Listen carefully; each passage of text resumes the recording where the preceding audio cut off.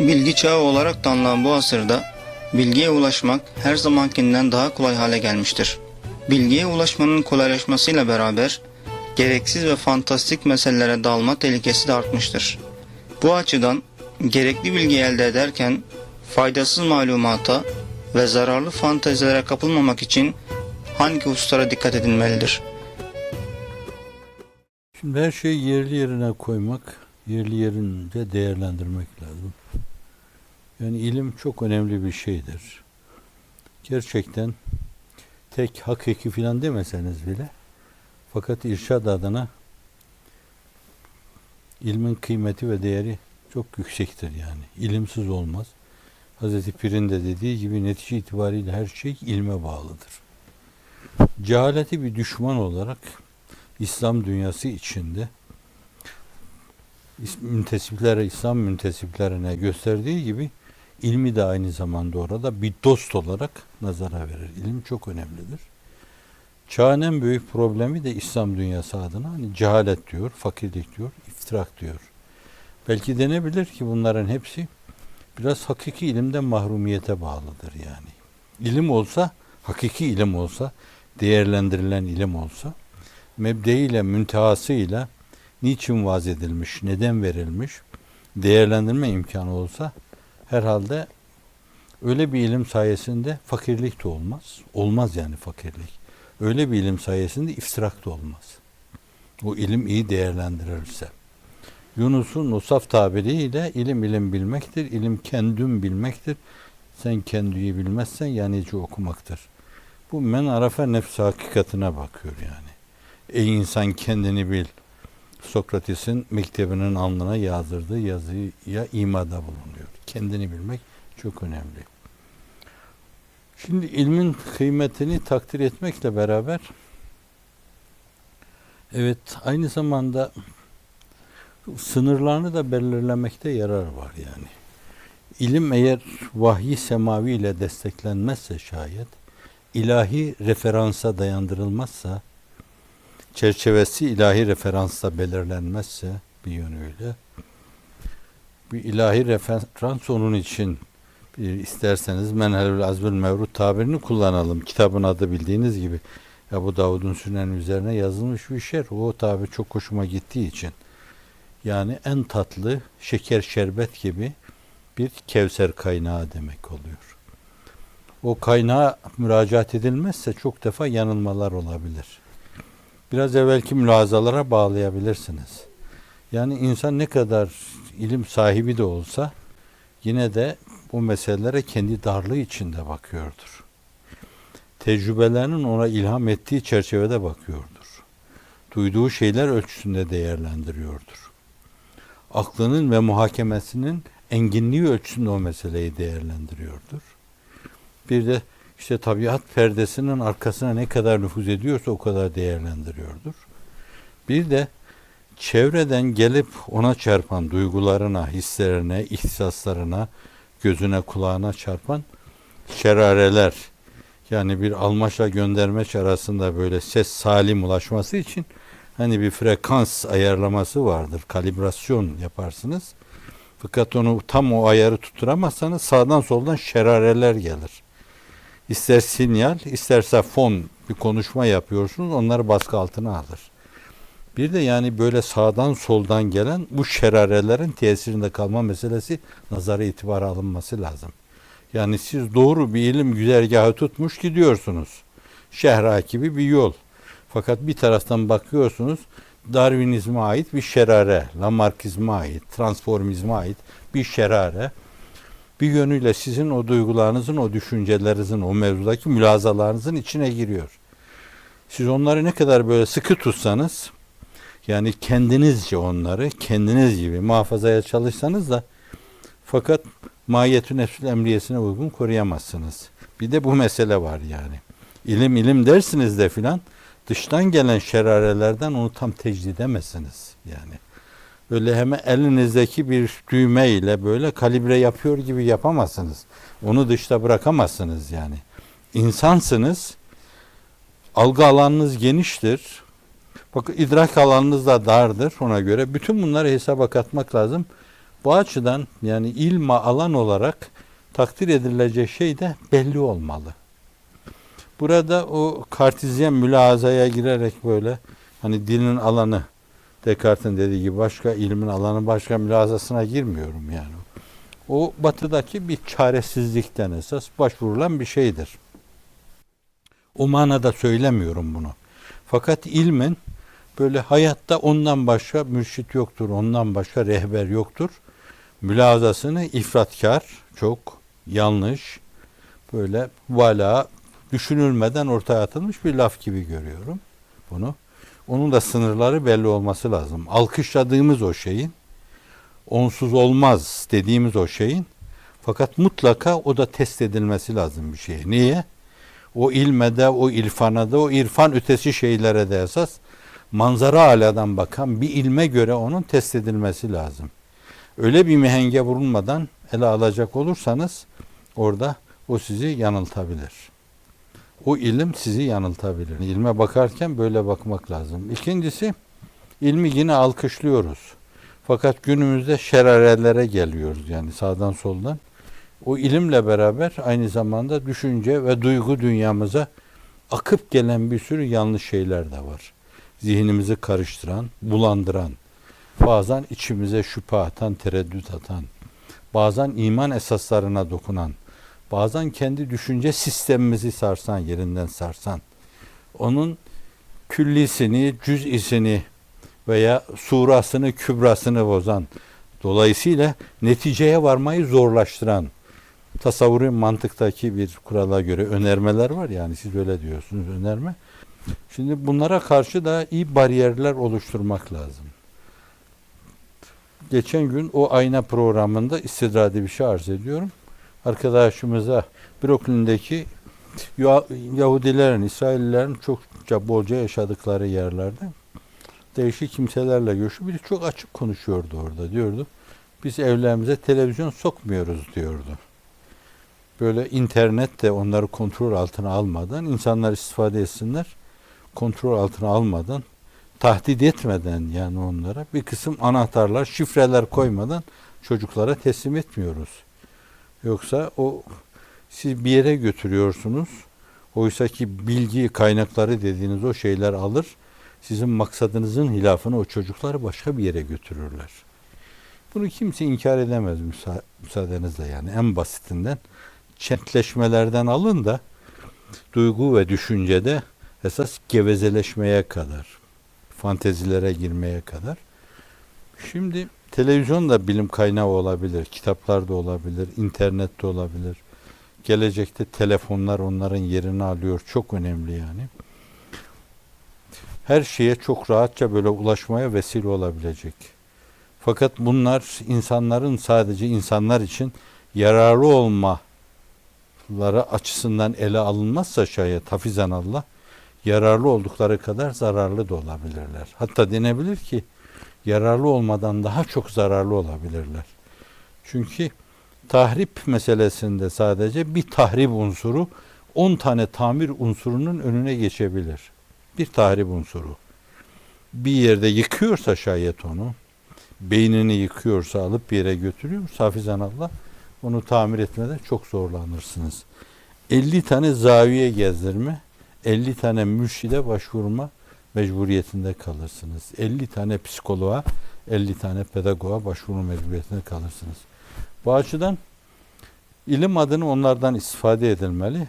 Fakat sadece onlara ilim konuşturulmalı. İlim konuşmalı onlar, bilgi konuşmalı. Sizin irfanınızı inkişaf ettirmeli, size güzel şeyler. Mesela hakikaten ilim irfan adına belgeseller vardır, çok güzel. İbret verici diziler vardır, çok güzel. Böyle gününüze ait hadiseleri gözünüzün önüne serer. Eşyaya, hadiselere, olup biten şeylere makruti bakan insanların mülahazalarına göre senarize edilmiş ve sonra çok ciddi yapımlar meydana getirilmiş şeyler. Bunlarla çok güzel şeyler elde edebilirsiniz. Fakat bunlarla beraber böyle mutlak o kapıyı açarsanız, serbest pazar mı diyorlar, ne diyorlar yani, açık pazar, vizesiz böyle serbest dolaşım hakkı verirseniz hafizanallah, her vadide dolaşan o insanlar, her vadide dolaşan insanlar haline gelirler. Hiç farkına varmadan Mehlika Sultan'a aşık gençler sizden bir uzaklaşırlar ki bir daha onları oldukları yere getiremezsiniz. Bu açıdan mutlak o mevzuda meseleyi bir serbestliğe bağlayarak götürmemek lazım. Sınırlarını da belirlemek lazım. Şunlar. Bu da bir diğer mesele. Bir diğer hususta zannediyorum hususuyla gençler için, belki başkaları için de söz konusu olabilir. Böyle televizyon gibi böyle çok derin düşünmeden, okumadan, fikrini zorlamadan hemen bazı şeyler size telkin eden internetler gibi şeyler. Bunlar aynı zamanda kitap okumanın yerini almıştır. Bu günümüzde çok önemli bir tehlikedir. Çok zararlı bir tehlikedir. Oralardan meseleye ne kadar kolayca ulaşırsanız ulaşınız, bunların hiçbiri kitabın kerametinin yerini dolduramaz. Kitapta ayrı bir keramet vardır. Onu okursunuz, altını çizersiniz. Hani var ya, şimdi altını çiziyorum. Eskiden biz üstünü çizerdik de düşün, altına düştüğümüz günden bu yana şimdi hep altını çiziyoruz. Eski büyükler üstünü çizerlerdi. Beğendikleri cümlenin. Altını çizersiniz, kenarına not düşersiniz. Onu bir kere daha okursunuz, benimsersiniz. Aynı zamanda paylaştığınız yerler olur, karşı çıktığınız yerler olur. O uçup giden şeyler onlar, o televizyonda, o internette. Bunlar sizi çok meşgul ederler ama fakat onlar da hiçbir zaman o kitabın kalbinize olan kerametine sizi ulaştıramazlar. Yani onda ayrı bir şey vardır. Kitapta ayrı bir şey vardır. Şimdi bu rahat öğrenme yolları, yöntemleri sizi kitaptan uzaklaştırıyorsa, siz ehli kitapken sizi kitapsız yapıyor denebilir. Kitapsız hale geliyorsunuz. Dolayısıyla bence el kitap. Kitaba yönelmek lazım. Yani o ilim kaynaklarını değerlendirirken kitabın o önemli, o ağırlıklı, oturup üzerinde müzakere yapılan, fikir beyan edilen, mütealada bulunulan, notlar düşülen, tenkitler yapılan, sonra onlardan yeni kitaplar ortaya konan, o mevzudaki o cehd ve gayretinin yanında önemini kaybeder. Kısmen onun yanında. Fakat tabi o kolay olduğundan dolayı kitaba karşı da bir soğuma şeyi oldu, vesilesi oldu. İlminizi, irfanınızı orada geliştirdiğiniz zaman aynı zamanda böyle kitabı olarak kendinizi ifade etme seviyesini de ihraz edemezsiniz. Haşiyesinde bulunayım ben müsaadenizle. Onu da bir haşiye olarak düşeyim. Yani kendinizi ufkunuz açısından ifade etme durumunu hiçbir zaman yakalayamazsınız. Onu da size bahşedecek yine kitaptır. Şimdi bu çerçevede o ilim kaynaklarını değerlendirme mevzu, ilim kaynaklarına kolayca ulaşma mevzu, mutlaka çok yararlı yanları var. O internetlerin de. Burada bir rical mevzunda bir şeye takıldığımızda anında hemen önümüze geliyordu. Bir hadise takıldığımızda, hani geçen de arkadaşlara arz ettim. Şu Efendimiz sallallahu aleyhi ve sellem'den kaynakların herhangi birinde, çünkü şimdi hepsini bunların yüklemişler şeylere. Hani dedim Rabbena zalemna enfusena ve lem tağfir lena ve terhamna lanakunanna minel hasirin, bu ayet bildiğiniz gibi Araf suresindeki. Ama ben bunu söyledikten sonra da bir de halimi biraz daha Cenab-ı Hakk'a daha işten arz etmek için diyorum ki vâfir zunubi ve etkini fi zümreti salihin. Vâfir zunubi var, yani Kur'an-ı Kerim'de de var bu. Sünnet-i Sahiye'de de var. Ve etkini fi zümreti salihin. Fakat bu şekilde kelimelerle var mı yok mu? Arkadaşlar baktı, dediler ki yok böyle, yani şeyde mevcut internetlere yüklenen hadis bilgisinde, külliyatında yok, böyle bir şey görmedik dediler. Şimdi hemen bir anda ulaşıyorsunuz. Şimdi bunlar olmadığı bir dönemde ben bir mesele için bir gecede bulacağım diyor Ahmet bin Hanbel'in müsnedinde, bir gece sabaha kadar uzun gecelerdi. Ahmet bin Hanbel'in müsnedinde de o zor okunur, çok sık basılmış. 200 sayfa okuduğumu bilirim yani. Bir şeye ulaşacağım diye. Bazen 500 sayfa bir şey okuyorsunuz. Bir şeye ulaşacağım diye. Şimdi hani bizim eskiler kafir icadı derlerdi. Yani çok müminlerin işine yarıyor. Hemen bir tuşa dokunuyorsunuz. O bilgiyi sizin karşınıza döküyor orada. Dolayısıyla benim bu bir gecede 4 saat, 5 saat bir şey öğreneceğim. Yani o kitabı okuma, ben yine okurum o kitabı mutlaka. Ayrı mesele de. Fakat bir meseleye ulaşmam için ben. Yani falanın Ahmet bin Hanbel'in müsnedinde rivayet ettiği hadisler arasında böyle bir şey var mı? Adamın birisi iddia ediyor. Böyle bir şey var mı? Şimdi böyle bir kerameti var onun da, yani bunu inkar etmemek lazım. Fakat mutlaka onu ister İslami ilimler, ister tekvini ilimler, pozitif ilimler adına değerlendirmenin dışında sorunun içinde ifade ettiğiniz gibi böyle onunla iştigali böyle bir fantezi olarak benimseme, hatta bir hobi haline getirme, olmazsa olmaz hale getirme, onun başına oturma. Bence bu başta bizim zihni gücümüzü yıkar, zihni müktesebatımızı yıkar. Sonra aile iffetimizi yıkar. Sonra gençler arasında onların iffet ve ismetlerini alır götürür. Sonra yuvaları yıkar hafizanallah. Bu türlü münasebetlerle, diyaloglarla, orada o ekranda karşılaştığı insanlarla hafizanallah nefsi emmareye uyar. Şeytani bir yola sülûk eder. Çok zararlara maruz kalabilir. Realiteleri görmezlikten gelmeyelim. İlle de tahdit, ille de tahdit, ille de tahdit. Ve tahdit katiyen tehdit sayılmamalı. Efendimiz'e vahiy geliyor. Efendimiz onu söylerken o bir aralık bildiğiniz gibi bu Karanik vakası, bu esnada araya giriyor, orada şeytan onları mırıldanıyor. Dolayısıyla başkaları duyanlar onu, samiin duyanlar, bu da var bu işin içinde diyor. Karanik vakasında olan şey. Şimdi aslında Allah Celle Celaluhu ona hiç o fırsatı vermez. Yani bir ezan okunurken şeytan kaçıyor, lahu durat diyor yani. Uzaklaşıyor. Şimdi ezandan uzaklaşıyorsa Allah Celle Celaluhu, ilahi mesajını Efendimiz sallallahu aleyhi ve selleme sunduğu zaman onu öyle bir kaçırır ki o 7 köy kaçar orada. Fakat muktezai beşeriyet bakın. Yani siz böyle en sağlam mülahazaları kompoze edersiniz, kafanızda oluşturursunuz. Çok ciddi komprimeler oluşur. Fakat bir taraftan böyle şerareler, şeytan ve şeytanın avenesi bu türlü şerarelerle kirletebilirler onları. Siz hani bundan ben sağlam bir sonuca ulaşırım, işte Sura Kübra dedik, böyle güven vaat edici bir neticeye ulaşabilirim dersiniz. Oysa ki bozulmuştur onlar yani. Kendi yörüngelerinden çıkmıştır. Bu açıdan Efendimiz sallallahu aleyhi ve selleme gelen vahyi onun içine bile böyle onlar şerare katmaya kalkışıyorlarsa şayet Allah Celle Celaluhu onu nesk ediyor, öbürünü tertemiz ortaya koyuyor. Siz o zaman düşüncelerinizin saffeti ve selameti açısından dıştan gelen yabancı şerarelerle o işin bozulabileceği karşısında çok titiz davranmanız lazım. Kitap okumada ayrı bir lezzet vardır. Kitabın kerameti vardır.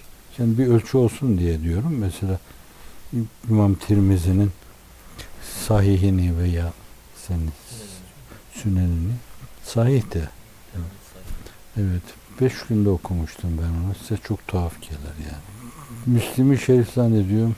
Arkadaşlarla beraber 20 günde okumuştuk. Yani şerh ederek aynı zamanda. Sonra o Avnul Mabut 19 cilt. Her bir ciltte 400-500 sayfa var. Ben onu 20 günde okudum. Evet, tuhaf gelir size. Yani o dönemde böyle değişik zaman aralık mesai çok iyi tanzim ederek mesai. Kestane Pazarı'nda da böyle çok okumuş olabilirim. Orada da 8 saat derse giriyordum. Akşamları da müteala da vardı. Bazen derslere de giriyordum yani. Fakat yine orada böyle zannediyorum her gün bir kitap okuyordum. Evet, onun başka bir zevki var. Okuduğunuz şey kafanızda kaldığı dönemde bence çok okuyun. Sonra benim yaşıma geldiğiniz zaman bir taraftan okursunuz, bir taraftan alt tarafı delik ve cüzdanın içine doldurduğunuz paralar gibi dökülür. Doldurursunuz, doldurursunuz, doldurursunuz ama orada bir kuruşa ulaşamazsınız. Hazreti Üstad zannediyorum her gün, yani her gün eline kitap alıyor. Siz bana bir kitap verseniz ya, bak nasıl okuyormuş. Evet. Yani size nasıl okunması gerektiğini göstermek için şey yapıyorum. Mesela Hazret kitap böyle okuyor. Mesela bu sayfayı açtı, bakıyor şimdi. Çevirmek üzere, parmağı burada. Fotoğraf mı mübarek? Başka türlü okunmaz yani. 1000 tane kitap okuyor adam. Şimdi bu meselenin bir yanı, böyle okuyor. Yani sürekli eli çevirme ameliyesi içinde. Yaprağı öyle tutuyor, bakıyor. Sonra bir gün Fütuhat-ı Mekke'yi veriyorlar. Metin, o şerhler gibi değil. Alıyor. Kitap okurken de Hazret, yani o da bir usul. Ben size ille öyle okuyun demem. Ayrı bir mesele. İsterseniz masada oturursunuz. Fakat Hazreti Üstad'ın o dönemde, gençliğinde kitap okuma şekli, sırt üstü yatıyor. Başını bir yastığa koyuyor. Ayaklarını böyle yapıyor. Kitap yapraklarını öyle deviriyor. Evet. Böyle yapıyor. Ben yapmıyorum da o kimsenin olmadığı bir yerde kitap okurken öyle yapıyormuş. Alıyor Fütuhat-ı Mekke'ye, bakıyor böyle bir sayfa. Öyle hızlı çeviremeyince görünce diyor ki sen beni biraz meşgul edeceksin galiba.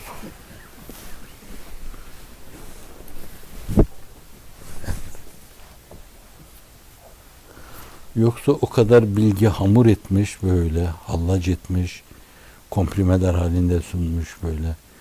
Onlar oturmuş böyle kendi vehimlerini yazmış, hülyalarını yazmış demek değil, haşa ve kella. O esasat-ı İslamiye ve Kur'aniye, usulü din disiplinlerine kemal hassasiyetle riayet ederek o kadar güzel şeyler öğretmiş.